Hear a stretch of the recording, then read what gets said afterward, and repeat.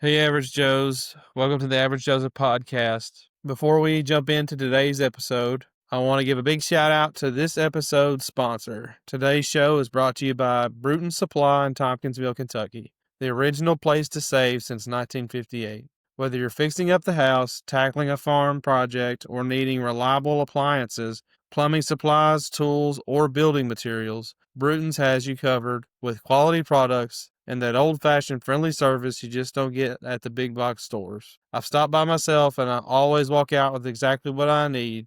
If you're in South Central Kentucky or nearby, swing by Bruton Supply at 215 West 3rd Street in Tompkinsville, Kentucky, or give them a call at 270-487-5966, or check them out online at brutonsupply.com.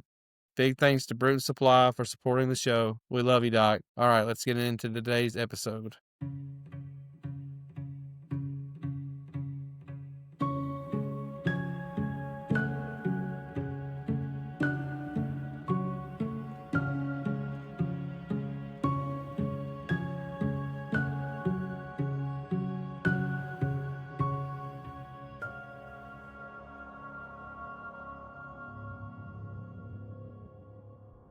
Okay. Conclusion, I think we caught a glitch, is what it is. That's okay. All right. No worries at all. I do apologize if there was anything on my end, but it's technology, man. No, man, really. All right. So So I got yeah, you. so I just wanted to introduce myself a little bit. And like I said, this is more of a hobby for me, but I just like, as a therapist, I like talking to people. And Sure. I feel like a podcast is a great way to do that as a hobby. So, and a lot of people have great stories to tell, great things to share. So, and I understand that you've either written or you're writing a book. Is that correct? Written my first novel, which is called Strawberry Concrete. Okay. Yep. I have that. And how long has that been out? It's been out since about November 5th. Okay. It was originally released in 2020, and then so it was out for a while, and then the publisher went under. Right. I got my rights back, and it's based on my uncle was a Secret Service agent under Kennedy and Johnson, and he had started with Austin Police Department. And when Kennedy was killed, he was in Austin on the advance team. So he grew up in Austin, Texas, and he knew Lyndon Johnson, and Lyndon Johnson knew him, and they didn't get along. So Johnson wasn't going anywhere. So he left and he went back to work for Austin Police Department. And he was in Austin in 1966 when a Marine by the name of Charles Whitman went up to the top of the University of Texas bell tower with a rifle and ended up killing a lot of folks. And my uncle was a crime scene investigator on that. And so this was your uncle in both scenarios? In both scenarios, yes. And then in 1972, he had gone back federal, and he was working with the Treasury Department. It's when he originally started with the Secret Service. And he was in New Orleans in 1962, 63, when there was a sailor by the name of Mark Essex, who went on a rampage in New Orleans, ended up shooting, I think, 4 New Orleans police officers. They tracked him to a Howard Johnson's hotel, and he went through the hotel, firing shots, setting fires, then barricaded himself on the roof, and then started sniping up there. Yep. So I kind of say he's kind of like Forrest Gump, except when he shows up, people die. That's wild that he was so near to those situations. Right. I'm very interested in learning more about that. So, but I want to get kind of what you would like to do. Personally, I'm interested in those stories, but I know that you want to get your book, you want to get that out there too, I would assume. And so what would you like to focus on? Are you there? Nope. There you are. Okay. I just switched to another network. So you're interested in what the book or what my uncle was involved in? I'm interested in the things that your uncle was involved in, but I also I know that you would want to get your book out there as well. So I just wanted to see what your priority is and go from there. Well, I've written 4 books so far. The next one that's coming out is called Not Alone in the Fire, and it's about a terrorist bombing in a mall, but it's more of a spiritual battle sort of thing, where you have, I don't know if you're familiar with Frank Peretti. Frank Peretti he's a Christian author, and a couple of his books called Piercing the Darkness and This Present Darkness were about spiritual battles. Okay. And I kind of took that idea. So you have the investigation of the bombing of the mall, but you have angelic forces and demonic forces that are fighting for control of this town and this mall in particular, as kind of a starting point to take over. For sure. Yeah. And I think you had sent me that or a link to that. I think, and because what you're describing is very familiar now that you're talking about it. So that's the one you're working on now. So it is at the publisher, and it should be out by the first of the year. And then there are two books. There, the Unkindest Cut of All, book 1, The Rise of the Barber, and book 2, Return of the Barber. They are about a 16-year search for a serial killer in Louisiana. Now, I started in Baton Rouge. I grew up in Louisiana. I worked with the sheriff's office for about 10 years and was a crime scene investigator, and ended up working a case that was tied to, at the time, we didn't know because this was late 80s. So we didn't have DNA, and we didn't have a lot of the technology that you have now. So it wasn't until after I left that I was contacted about this case I had worked that they believe was tied to one of the serial killers that we had. Actually, Baton Rouge had 2 that were working. They had Derek Todd Lee, who did approximately 18 homicides, and then we had Sean Gillis, who did about 13. And mine was one of his. So it was a case that I had worked, and it wasn't solved. So even after we believed that he was involved in it, he never confessed to it. And at the time when we found the victim, there was not really anything that evidentially, I can't say the word, but evidence-wise, tied him to it other than the proximity and the MO. So this victim fit the MO of his. So it's still considered an open case, but kind of behind scenes, we know that he did it. Yeah, I get that. So, and what was this individual's name, the serial killer? Sean Gillis. And is that SEAN or SHAW? Yeah, SEANGILLIS. And it was him and Derek Todd Lee. Lee did, I think he did about 18. They matched him with DNA to about 11. In which case did you work cases on both of them, or no? I just worked the Gillis case. Gillis was, and it was Gillis basically concentrated. He was a killer of opportunity. If he had females that were either alone, or in this case, the lady had her card broken down. He gave her a ride, and it's very strange because he gave her a ride. He gave her a ride to a 7-Eleven, and she went into the store and told the clerk that she didn't feel comfortable with this guy, but she knew him, and she went out with him and left. And then we find her a month later. They did they put the clerk under hypnosis, and they were able to get a description of him. So we knew it wasn't, Gillis was a thin male white, long hair. So we knew it wasn't Derek Todd Lee because he was a male black. So it disturbed me. I carried that case for a long time, since it was an unsolved, and it wasn't until it had to be 10 years later. I was in Fort Wayne Police Department at that point. I was working with the police department, and they contacted me about it and let me know about their findings and what they believe was going on. For sure, yeah. So I think that, how would you feel about spending time just discussing those cases? I feel like, I think we could absolutely give time for you to talk about the novels that are coming out and things like that. But for me, what I'm interested in learning about, but obviously I want you to feel like, I want you to feel like you're getting what you're coming for, which is to say what you have to say. But I'm super interested in these cases. Like, these are the things that goes on behind the scenes that people just don't think about, and that's absolutely what one of the purposes that I had in mind, the intentions that I had in mind by doing this. Let me grab a book real quick. I'm gonna show you. Yeah, you're good. Yeah. This is called I've Been Watching You. It's all about Derek Todd Lee and somewhat about Sean Gillis. It's written by Susan Mustafa, Mustafa, and Tony Clayton. They're special prosecutors. What really ties me to this too is my best friend when I was growing up was a guy by the name of Ray Day. he became a detective with a smaller town here in Baton Rouge. Oh, I'm sorry, in Louisiana called Baker, Louisiana. He became a detective, and he knew Derek Todd Lee just from growing up and from knowing that he was a bad seed. Yeah. And he started investigating when the homicide started. He started looking into it, and so he hit the ground running. So he was the one, and East Baton Rouge Sheriff's detective.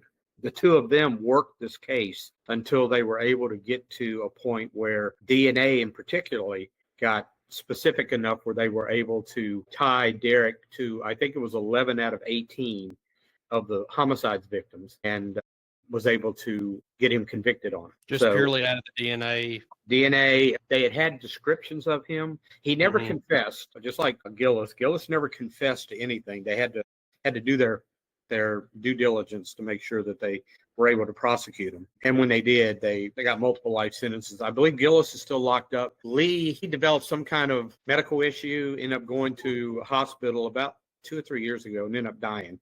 Are these any of these featured on any like true crime documentaries or anything like that? I'm absolutely sure. Yeah, if you look up on particularly Derek Todd Lee, he was such a. I mean, he was very blatant. He would go into someone's house, grab a woman that was in the house, and then they would find her body 100 miles away in a Chapelai Basin. And he was just. And what really brought things to attention was, I think it was the Secretary of Agriculture. His wife was one of the victims, and he was the Louisiana State Secretary. So it really heightened law enforcement to kick in gear and find out who this guy was. So now a lot of those things, a lot of things that happened, I wasn't involved in because I was in Indiana at the time, and the actual solving and all was done by Ray Day and the other detectives. And then they contacted me afterwards and said, "Hey, you might want to know about this." I was involved at the beginning and then found out about it later on. But I was a detective there, so I ended up working several cases. We had a serial burglar, things like that. And a lot of things too, and some things that I'm learning too, working at the state capitol. I studied that different type of criminals, like you have assassins, you have serial killers, you have spree killers, you have mass murderers. And what their mentality or what their psychological profile is when it comes to trying to figure out what each person, their motivation. And working here at the state capitol, I'm not sure, where are you located? I'm in Kentucky. Huey Long was a governor here in the 1930s, and then he became a state senator, and he was assassinated there in the state capitol. He was assassinated by a doctor by the name of Carl Weiss, or that's what the findings were. However, when you start studying Carl Weiss, you find out he does not fit any of the profile of being an assassin. And the more I look at it and interview people, I actually had a conversation with a woman last month who is the great niece of Carl Weiss's widow. So that was her. So she had all the letters and all the correspondence and everything between the two. And she gave me some information that really kind of floored me, but it makes sense about what happened during the shooting of Huey Long. And I personally do not believe that Carl Weiss is the assassin.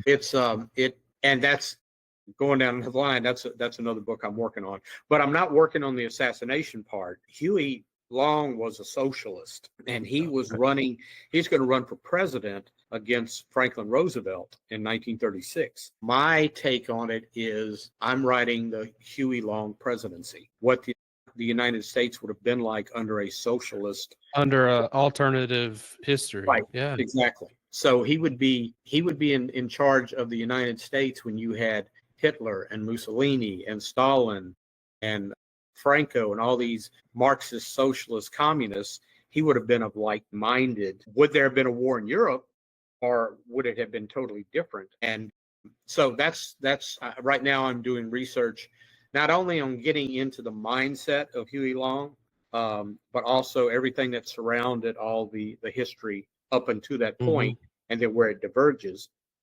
And I don't know if you've ever heard the term faction, which is fact mixed with fiction. In Strawberry Concrete, the majority of the book that takes place in the 60s is factual. I went through and researched everything I could. I did almost 2 years of research just to make sure that what I put in was factual, and then followed up on it. It's the same thing with Huey Long. Everything that will be in there, even though Long himself would be a fictional character, because obviously he was dead, so I'd have to write what he would have done if he hadn't died. But all the people that he would be interacting with, their lives still continued. So how I'm going to intermingle their lives with Huey Long, people like Elliot Ness, who was he had already arrested Al Capone, and now he had moved on to the director of public safety in Cleveland, Ohio, and he had worked with the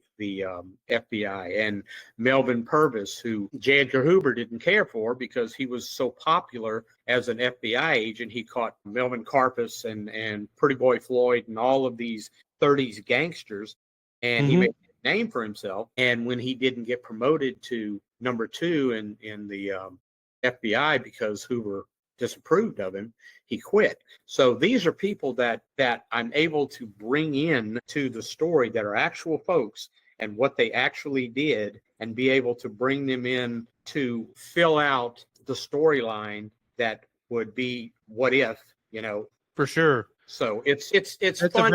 I think that's a very interesting concept. What I want to talk kind of like the shift from law enforcement to writing. But what made that? What brought that about? 9/11. Okay. I was in Fort Wayne, and I had been away for 10 years at that point, and I hadn't gone home much, and so it was just pretty much my wife and I up in Fort Wayne. And when 9/11 happened, I started feeling homesick and started getting in touch with all my old friends, calling them and Facebooking them, and and seeing what they were up to. And I got in touch with an old girlfriend, and we had broken up back when I was 18, 19 or whatever. And when we broke up, we decided that we were going to meet at Shoney's and decide what we were going to do. So, and this was through an intermediate, somebody who gave me a note saying, hey, so-and-so wants to meet you at Shoney's, be there at what time and everything. So I showed up, and I waited for 2.5 hours, and she never showed up. So I took that as that's how it's going to be. So I moved on with my life and didn't think anything about it. So I got in touch with her, and she had been married and she'd had children and everything like that. So just seeing how things were. And then we kind of got quiet there for a minute, and she said, I waited for you for 3 hours. And I said, no, you didn't. I waited for you for 2.5. She said, where were you? And I was at one Shoney's and she was at another Shoney's. And she said, if you had showed up, I had decided I was going to marry you. But since you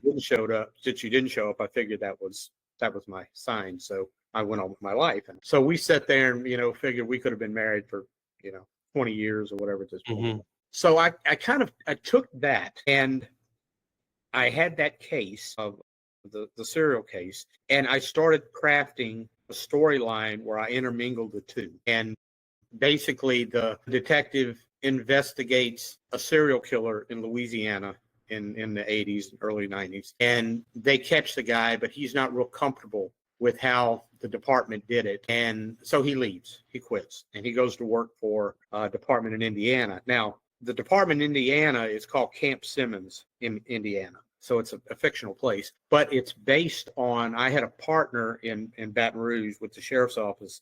He worked in narcotics, and I went to crime scene, and he was killed in a drug raid. And his name was Jerry Simmons. So I named the town Camp Simmons after him. Yeah. So he's working in this town, and he's in charge of a special crimes unit now. He's worked his way up to a lieutenant. And then right out of the blue, he gets a phone call from his old department that says, hey, you're the only person who knows anything about this, that he's back. The killer is back. And you think you could come down here and kind of give us some pointers on what happened before. So he has to go back and revisit what happened. One of his victims, this serial killer's victim, I call him the barber, was his fiance. So the detective's fiance was one of his victims. He has to drag up all the old ghosts and everything and confront his past to try and find this guy.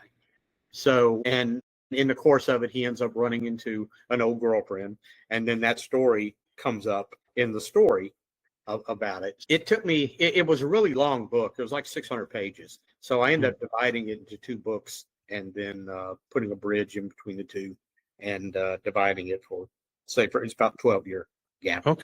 So that's how it got me into writing. Yeah. So what, can you fill me in kind of like what happened between you and your first wife? Well, I've been married 3 times. Okay. My first wife passed. She had an undiagnosed heart condition. So I immediately got remarried. I had 2 sons from my second wife. They're now 20 and 19, and they live, or at least they're in Georgia with their mom. And then they're both going to college up there. And then after we were only together for about 5 years, and then I remarried and was with my third wife for about 11, well, almost 13 years. It would have been 13 years this year. And we decided to go into the medical field, and I helped her go through it. Once she got her nursing degree, she decided to leave. So I stayed, and at that point, I was in Fort Wayne for 23 years, and I was in Cincinnati for 3 years, and I was in Nashville for 8 years. And at that point, I just decided I want to come home. So I was gone for about 34 years and decided to come back. And got this job at the Capitol, which one of my favorite places in the world. So what is your, what, remind me, I know you've said it, but what is your job title right now? It's security agent, well, actually Senate security agent. My job is we have the sergeant of arms who watches the internal security chamber, the Senate chamber, and we are basically stationed outside the chamber. So we deal a lot when it comes to the public personnel, people come through. And we've had several things that happened. Like I say, Huey Long was assassinated there. There was a bomb in the Senate chamber placed in 1970, blew up the chamber, and no one was hurt. But one of the curious things is a pencil was, when the thing exploded, there's a pencil that's jammed up into the ceiling, and everyone wants to see the pencil. All the kids, all the school kids, we get groups of kids there and all that. So everyone wants to see the pencil. It's a big thing. And then the Capitol itself is the tallest state capitol in the United States. Lincoln, Nebraska was building a capitol very much like ours. They started building it in 1922 and they finished it in 1932. Well, Huey Long, who was the governor, said, "Hold my beer. Let me show you how it's done." And he had our capitol built in 14 months for $5 million in 1930. They opened in 1931. And it's a showplace. I mean, it has so many, the walls and the ceilings have all these intricate paintings, and the doors are all carved. The doors weigh 1,000 pounds apiece, and they're solid brass, and they have inlay cut into them. And it's a lot of artistic work. And to make sure that it was the tallest, he ended up adding 50 feet to the top of our Capitol to make sure it was the tallest one. So Huey was very much involved in it. And there are certain little things that we point out. We point out the assassination. There's still bullet holes in the wall from where there were like 60 shots fired at the yeah. So there were ricochets everywhere. And there are other little things that we point out to people, and they just love that sort of thing. So that's primarily what we do now. But when the Senate comes in session, which will be March to June, then we up our game. We're suit and tie, but we're armed. We're all trained. We're all police officer standard training, post certified. So everyone there pretty much is law enforcement. And when that happens, we are stationed inside the chamber. We're the only ones that are allowed to be armed in there. The sergeant of arms is not allowed. Other police agencies, officers, they have to call 24 hours before to get clearance to be able to carry their weapon into the chamber. But we're situated in 4 different contact points, and it's open to the public. So you have a gallery on both sides, and then an overhead gallery that people can watch the session. You're stationed there to make sure that there's any kind of disruption or anything like that. We physically move them out, and it's okay to protest if you want to protest, but you can't disrupt the chamber. And there's certain decorum that you have to maintain. So we move in and we take care of situations. Gotcha. Yeah. So what weapon? What's your weapon of choice or assigned weapon? Glock 17, which is what Okay. I carried when I was in Fort Wayne. We carried Glock 17, and Okay. then I have a 26, little Glock 26, little All right. pocket Glock that when I'm working, I'm vested up. I've got my Yeah. gun. I've got my backup, and I'm just So do they hire you all, like, is it like a security contracting agency, or is this like a state funded position? we work for the state of Louisiana. Yeah. So the Senate president is the one who actually approves our hiring. We have to go through background check. We have to, federal background check. We have to go through state background check. In my case, I had to go through Tennessee, Louisiana, Cincinnati, or Ohio, Indiana. So they had to do background checks on all of that, and then they make the decision whether or not. And it's very, very laid back. I mean, for the most part, it's a PR job. It's very low key. But when we're on our job, we have to be on our job. We have to be on our toes. Absolutely. I mean, sometimes we Yeah. get to 7 a.m. and we don't leave until midnight. Yeah, So I can imagine. I know it's I'm not personally familiar, but I mean I'm aware enough of, I guess you could say, politics and congressional, right. how would you I don't even know the correct terminology. With what the areas that you're describing, I'm familiar enough to know, like, there's not always a set schedule, so you never Right. really know. We don't work hourly. We don't work an hourly wage. We're paid per diem. So no matter how Okay. many hours we work, we still get paid the same. So we may work 4 hours. Usually on the weekends, we only work 4 hours unless it's in session. But we may end up working 8 hours, 12 hours, whatever, and it's still the same rate of pay. And then you have the House. So we have the Senate, then you have the House. There's so much, I don't want to say animosity, but there is a different mindset in the House. So we don't handle anything that has to do with the House. They have their own security, and we do security for the Senate. They do security for the House, but then we also have a tactical squad that works there. So if something does go down, we have our own SWAT team. We have K9. We have people that are there that will respond immediately to take care of any kind of crowd disruption or a hostage situation or a tactical situation.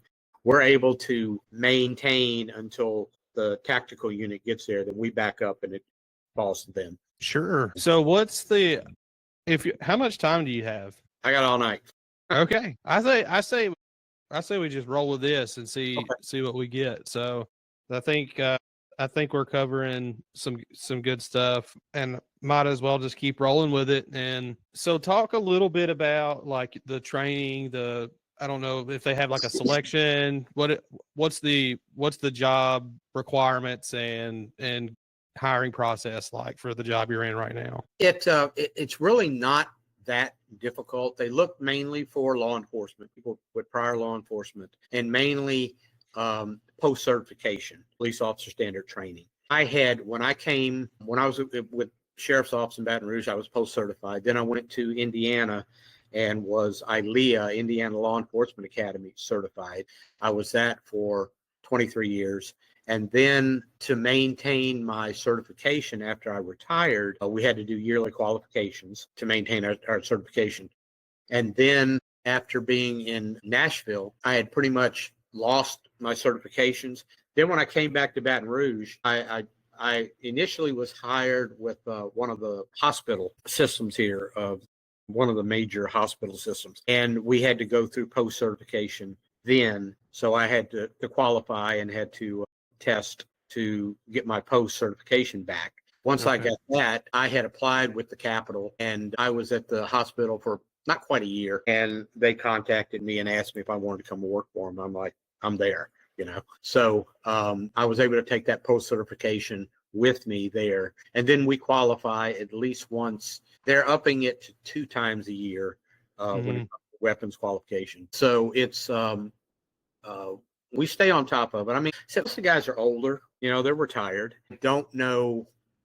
I'm about mid-age for them. I'm 65. So we have some that are older. We have some that are younger. But it's mostly a laid back job. Like I said, a lot of it is PR, a lot of it is just being nice to people and just talking about what goes on in the Capitol and all that.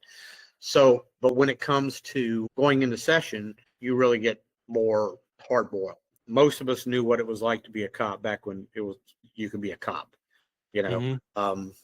Like we were talking today about one thing that really aggravates me more than anything is when you see these videos where you have someone begging and begging and begging someone for their driver's license or to step out of the car, and you're telling them, 5, 10 times, and okay, I'm gonna only tell you this one more time, and then they tell you another 10 times and all. Mm-hmm. With us, it was ask them, tell them, move them. You Yeah. ask someone politely, you may ask them a second time, then you tell them this is what you're going to do. If they do not, then you move them. It's just, everyone's afraid of civil liability. Everyone's afraid of the video camera because you only see one half of it. So I understand. I'm just glad I'm not working the streets now, since I was brought up in a totally different era where you did police work. And sorry if I hurt your feelings, but that's just the way it is. No, I think there's, I think there was good intention with behind, trying to maintain form of accountability. Mm-hmm. It can swing, the pendulum can swing too far. And so it sounds like that's kind of where you fall on that. And I understand that. So one question I did have, so like you talked about being in Nashville and you said that your certifications kind of lapsed. So like what goes into maintaining certifications? Basically, you have to qualify at least once a year, depending upon what we were doing with our jobs. I worked for AT&T. So I was contracted to AT&T. So my job was to protect the road crews. And we did a lot of things like directing traffic and stuff like that. But then in 2020, when they had the bombing, we had to up our game. So our uniforms looked like Nashville PD, other than our patches were different. We were, I won't say deputized, but we were more able to do more when it came to enforcement before that, because they really saw how vulnerable the people were, and they wanted us to be able to protect them. Mm-hmm. So a lot of us had, some of the guys, they carried their ARs in the car. I had my 870, if something happened, we were ready to roll with it. But we just had to qualify. But after being away, I've been away for 10 years, and there are a couple of times when I hadn't qualified. So when you do that, it lapses. So I it just wasn't something I was able to do at the time. So I didn't, and then my qualification lapsed. So when I came back here, that was one of the first things I was looking to do, is to get back into recertification. I could still carry a weapon because I had a retired police commission. I had a letter from the chief saying that I had permission to carry a weapon. So I still carry it everywhere. I have insurance to a company that protects security officers, so that if something happens, they're there. You don't say anything, you call us, we have attorneys, and they take care of everything. So I signed up for that, and I wanted to, made sure that I was covered with that. Working at the hospital, it was an interesting thing because we dealt with a lot of psych patients and a lot of brutality, a lot of violence when it came to having to deal with mental patients and things. Mm-hmm. Plus, bringing in the victims and things. You had gunshot victims, stabbing victims. You had to maintain lockdown and make sure that obviously you would have the police department or you'd have the sheriff's office working the investigation, but we were tasked with keeping everything else away from them so they could do what they needed to do. And we would deal with family members and friends and all the hubbub that would come with people bringing stuff in there. And so we had to be hardcore about it, and not allow things into the hospital and have to deal with people when it came to So it sounds like there's just a lot of experiences in different environments, and I think that I would call that a successful career, and whether it was under an official badge or not, like I get it seems like that type of career seems to be your fit, and so it seems like you've done really well with that. Can you talk a little bit about, could we talk about your uncle? Remind me. So that was the Bell Tower, Kennedy, and then there was the Howard Johnson. Yeah. Howard so Johnson. Start with, Kennedy or the Bell Tower? He started with Austin Police Department in 1955. Yeah. Uh, about 1958, he applied for government service. He was hired by the Treasury Department, and part of the Treasury, Secret Service falls under that. So he was appointed to the Secret Service in 60 when Kennedy was sworn in. So he was there for 60 until 63, actually till 65. So he was there under Kennedy and spent time in Germany, where he traveled, and a lot of the White House duties was to travel with the president, go to different things. Now, he was not in Dallas when it happened. He was on the advance team in Austin. He grew up in Austin, Texas, and Lyndon Johnson had a ranch there in Austin, Texas, and he was a state senator, and he wasn't the nicest guy. Okay, he was a bully. He's a big guy. He used to do what they call the Johnson treatment, where he would like get this close to you, and then he would just kind of lord over you, and he would just intimidate you with his size. There was also the other point of Johnson treatment. I'm sorry, you there? It cut out. It's cut out for a second. Can you hear me? I can hear you now. Yep. Okay. Switch networks. Coming back. You were talking about he would do what, and he would get in your face. Yeah, get in your face. But the other Johnson treatment was much more gross than that. He would have senators and congressmen and people he didn't like. He would have them come into the Oval Office. He'd go into the bathroom. He'd use the bathroom there and make them stand there while he would berate them. And it was just a show of power with him. When he took over the White House, they really didn't get along because he had known Johnson, and he didn't like the way he worked. So he left the Secret Service and he went back to Austin Police Department. And he went to Austin in 65. So when he was in Austin in 66, he was working in the Detective Bureau when Whitman had, now a couple things about Charles Whitman. Whitman had, when he was at he was in the Marine Corps and had gone to University of Texas on a officer candidate school scholarship. So while he was there, he ended up poaching a deer, gutted it in his dorm room, and he was arrested and charged with poaching. So he lost his scholarship, and they ended up sending him back to Camp Lejeune. Now, when he was at Lejeune, he was in all kind of trouble. He was running a loan shark business where he would have Marines come in, borrow $20. You have to pay me back 25. If you don't, you'll pay for it. So the ones who didn't, and Whitman was a big boy, he'd whoop up on them. So he ended up being charged with loan sharking. He had a weapon on the base and usury, and spent 90 days in the brig there. So when he got out, he went out drinking one night, and as he was coming home, 5 of the Marines who he had scuffed up before, they cornered him in an alley and they beat him to flinders. They kicked him repeatedly in the head to the point that he was hospitalized for about 2 weeks. Yeah. And then after that, he started developing headaches, and said his whole behavior changed. So he was able to stick it out for a little while longer, but then he got a discharge. When he went back to Austin, his whole behavior changed. Him and his wife, he became very brutal with her. And he was writing a journal, and in the journal, he was talking about all these different feelings he was having. And one of the things that he was having nightmares about was about shooting people from an elevated position. Mm-hmm. And he talked to one of the psychiatrists on the campus about it, and he kind of blew it off and said, well, that's something soldiers think about, and it's nothing you really need to worry about. Well, he had never seen combat, and it stayed with him. So he got to a point where he got really violent with his wife, and in one of his letters that he wrote in letters in his journal, he mentioned Maria Oswald, where the press really went after her after Lee Harvey was killed with assassination. So he did not want that. He knew what he was going to do, and he did not want that to happen to his family. So he killed his wife and his mother so that they did not have to suffer the indignity of wife had to endure when Carl Weiss was accused of killing Huey Long in 1935. After that, she went back to get her college degree and went to LSU. They refused to accept her. because LSU was Huey Long's baby. He basically put LSU on the map.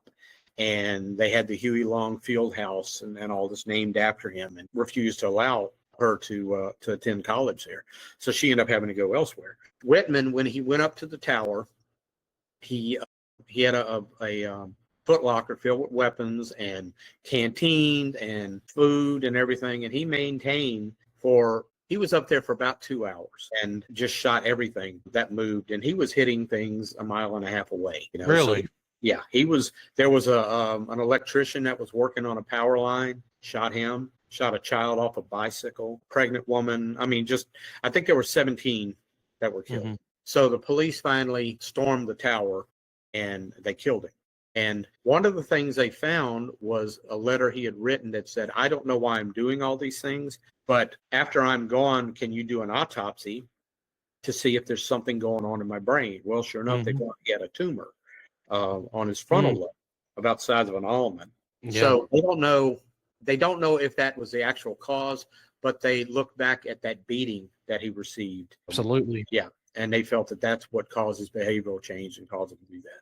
So, you talked about beforehand, though, that he had essentially smuggled the deer into his dorm to gut. You said gut it, but he got into kind of some loan sharking and things like that. So now the deer, I'm not saying like I find that acceptable, but that's kind of like maybe like a socially gray area, whereas the loan sharking, that gets into the kind of like the antisocial stuff. So did he have any tendencies before, like any other tendencies, and then it just got exacerbated by these? Not really. He was considered a good Marine. He was a great shot. He was an expert shot, and he was personally selected to go through the officer candidate school. He was actually assigned to Gitmo, and he was in Gitmo in 1959, I think it was. And so he ended up going, I think he was there for a couple of years, and then he got the offer to go to UT for the scholarship. Now, one thing about when I was writing the book is that's factual. You can Google that and you can find about Whitman and the gutting the deer and all that. But nowhere does it say where he shot the deer or where he got the deer from. So the gray area there is where I put the fiction in. So in the story, he took it off of Lyndon Johnson's ranch. So I have the two of them meet in the story. Now, I don't know if they ever met, but in the story it does. So Whitman was said he was killed. He had killed his family beforehand. Then in the so he was there and he worked the crime scenes. Now, of course, this is before you had all the CSI stuff and all that. He basically collected the shell casings, took photographs of everything. There were some photos that were released in a Life magazine right after that. I think some of his photos ended up being in Life magazine about that. So your uncle's photos? Yeah. So if you could send me those, if you could acquire those and send them my way, I'd love to. I've been looking for that copy. I found a copy of it. Oh gosh, I don't know. I was in Indiana, and I found a copy of it and I mailed it to him, and for like a birthday present or something. And I haven't been able to find one since, and I've been Googling it, trying to see if I can find a copy, but I'll see what I can do. Because it's something that, now, what also ties it back to me and where I'm working, in 1975, they made a movie about the Texas Tower, about the sniper. Kurt Russell played Charles Whitman, and they used the Louisiana State Capitol as the tower, because this is only 9 years after the fact. So you still had, family members and people there in Austin, and it was too fresh for them. So they used the state capitol as the Texas Tower, and it was all filmed at Baton Rouge. And my uncle was a technical advisor on the movie. So I was down there every day with my Bell and Howell movie camera and filming scenes. And well, it's kind of funny because I realized I never got your uncle's name. Frensley. I'm sorry. Yeah. Theodore Frensley. Frensley. Tom Frensley, not Ted. Ted is the name of my character in the book. His name is Ted Fielding, but Thomas Frensley is my uncle. Okay.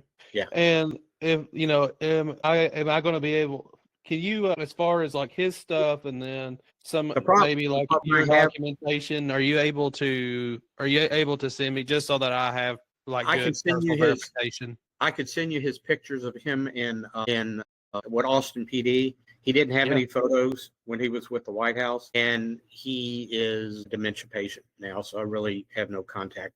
He doesn't. No, I no, completely understand. Yeah, I can. I'll I definitely want to send do you. my due diligence, and so that's wild that he was in proximity to those Right. situations. Any other family members in law that you have in law enforcement?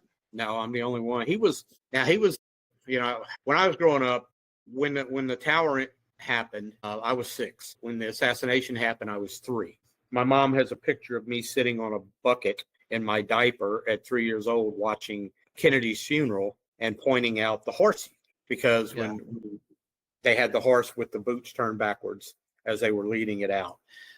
But when at 6 years old, Adam 12, Batman, those were, crime fighters. Those were my role models. And my uncle, when Bobby Kennedy was killed in 68, he was very upset about it.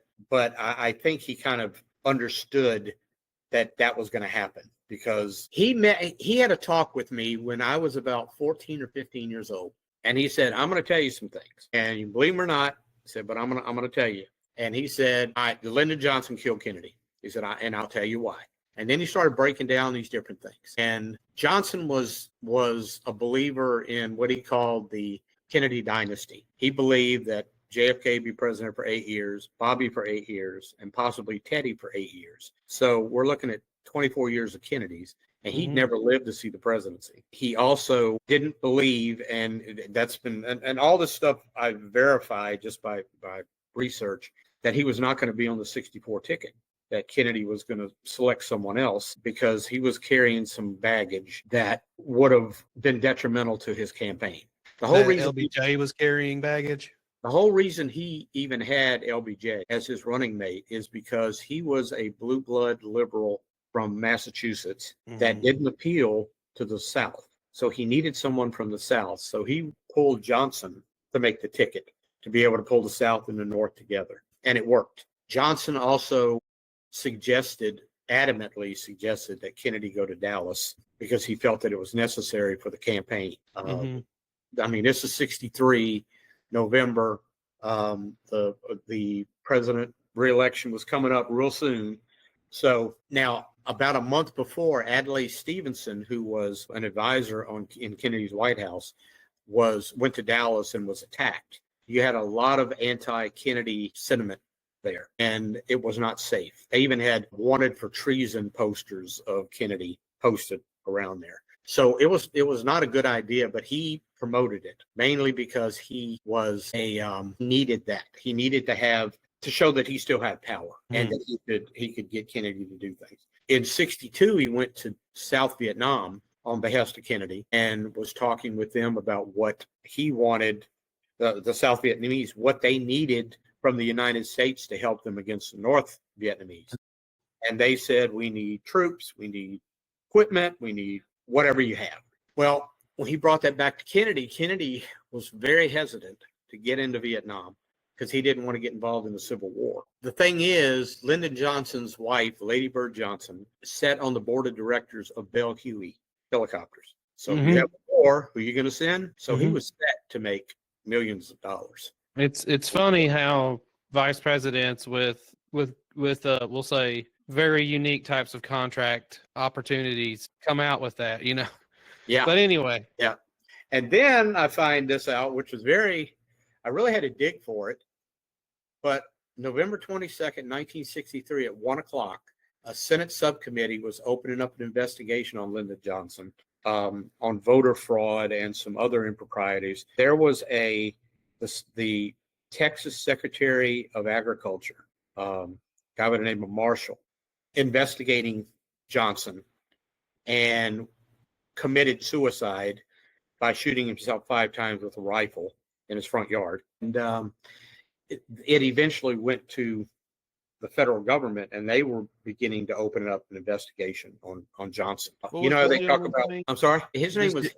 I think his name was Henry Marshall. Henry Was Marshall. the Secretary of Agriculture of Texas, and there was a guy by the name of Billy Souls Estes, who was a compatriot of Johnson, who was involved in a lot of illegal activities, right along with a guy by the name of Mac Wallace, who many believe was actually involved in the assassination. Now, he was also involved in a homicide in Austin, where a guy who ran a putt-putt golf, he was killed in a robbery, and Wallace was found guilty for it, but then was sentenced basically to no time. He didn't serve any time on it. So, they talk about the certain political families that have people that are tied to them, murders and things. Yeah. Sure. Johnson had. I'd rather you not name them because I don't want my name associated with those names. But yeah.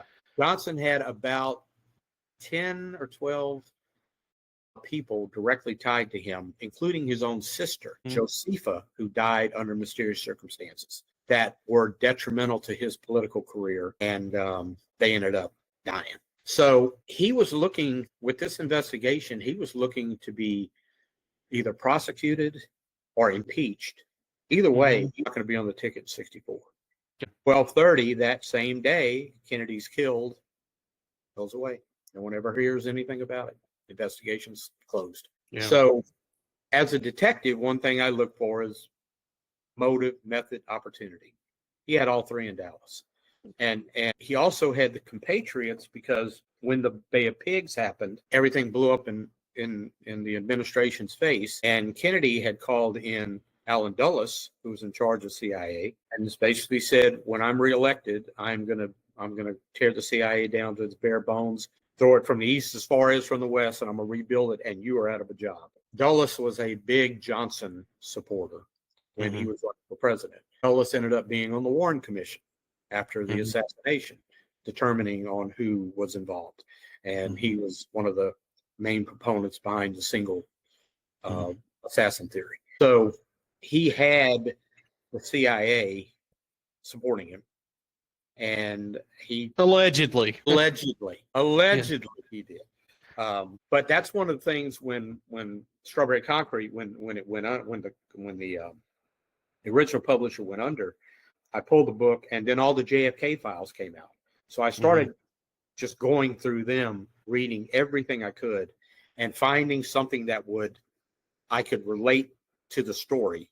I updated the book with different things from it, not a whole lot, but just small things that related directly to the story and was factual, and then re-released it. I think, what you're describing as, it sounds like you're describing LBJ as obviously political motivations. That's seems to always be the driving factor in the conspiracy theories with his involvement with JFK's assassination.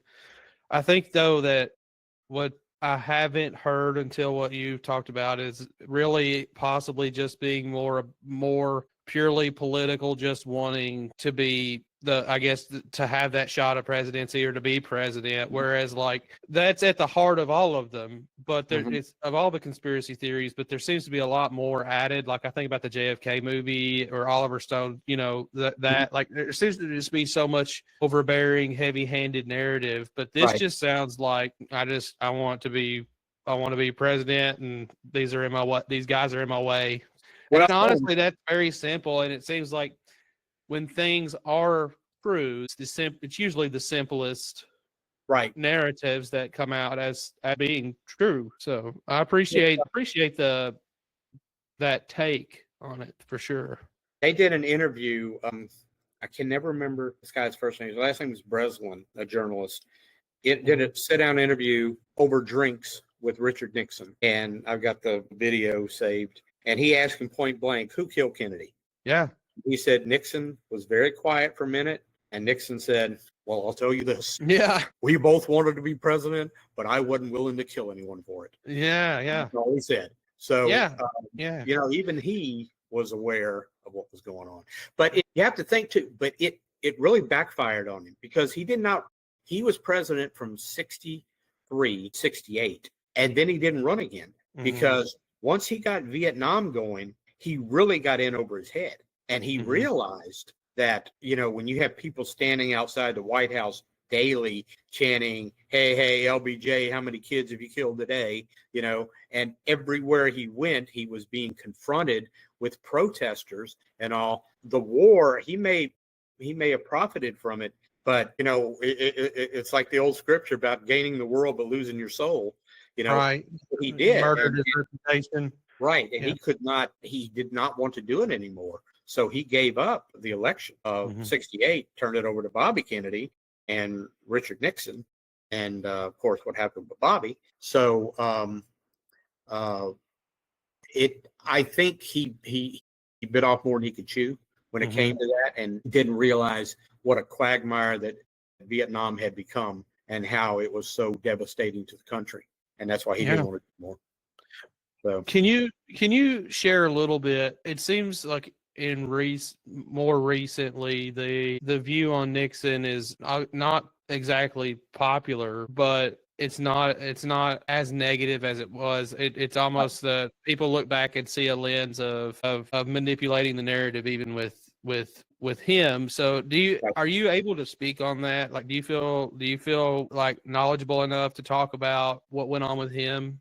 I really don't feel, I mean, I have my own opinion because of some things that have come up recently, that they are feeling more that Nixon was more of a scapegoat and he had more Yes, integrity. I think Yeah. that's ringing the bell for me, as it was kind of a scapegoatish situation. And it boiled down to he was a man of integrity because, you had Truman said the buck stops here, but Nixon showed that. He said, whatever happened, I'm responsible. I will take it.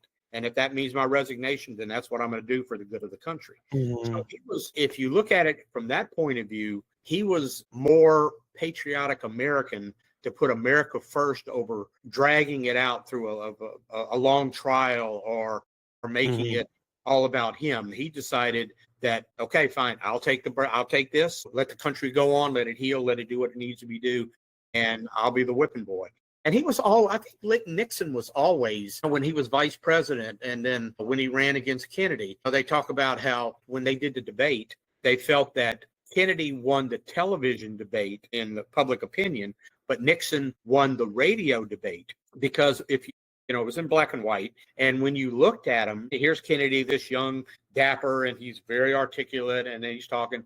And then when the camera would go to Nixon, it's like he was just sweating and pale and just looked like he was frightened the whole time. But when you listen to it on the radio, Nixon was very powerful, and he brought his message, and he made sure that what he was saying came across in a very articulate and very accepting way. While Kennedy kind of meandered, but he had his way about him and his look and everything about him, and was um, he for the longest time always felt like he was the underdog, and Yeah. that he that people always saw him as something that he wasn't. I think he kind of had a little bit of a persecution complex, but he was, I mean, like I say, I have to go back to, he was man enough to stand up, take responsibility, and resign, whether he felt that was 100% right or not for him, but he felt that it was 100% right for the country. And Yes. put country before self. To me, that's a patriot. Sure. Absolutely. I think that's if if that is the case, I mean, that's at the very least a respectable move. Right. But I'll tell you, if you're good, I feel like we've covered quite a bit. And what I would like to do is ask that, if you could just email me Sure. whatever, just, in the military, we have like a DD 214, but just some kind of service, just so that I would be doing my due diligence to verify you. And then, obviously I know your uncle, you just have photos, but I'll work with what we have, and then I'd like to just, as long as the quality is good. I didn't intend to use Google Meet. I was more of the backup, but Sure. as long as the quality is good, I think I can edit this and make it a decent little episode. I'm not. This will be the first virtual episode of the podcast, so Yeah. very. But and I'm learning how to do this as I go. You know, that's part of being an average Joe. Yeah. I'm learning. I just got a microphone set and everything because I'm working on doing an audio book for Yes. Strawberry Concrete. So you talk about learning curve. Yes. Getting to to do that. So if I'm start getting proficient with that, then I'll be able to do my books and then maybe branch out and help others. Yeah, it was very nice talking to you, man. And I tell you what, just what we've talked about, just send it in an email, and also send me your address because I'd like to send something your way just out of appreciation. Okay. Certainly. Yeah, I'll get you. I just ordered some Fort Wayne PD patches. All so right. I'll get one of the patches, and I'll send you a Challenger coin from. That'd be great. That would be great. All right. Well, thank you for hopping on. God bless you. Thank you for working through the audio glitching and internet. Technology is always going to have its limitations. Yep. All right. Well, it's a pleasure. It is really a pleasure. Take care, and I hope you have a good week and stay average. All That's my new stay average. All right. Take care, Brandon. All right. Bye-bye.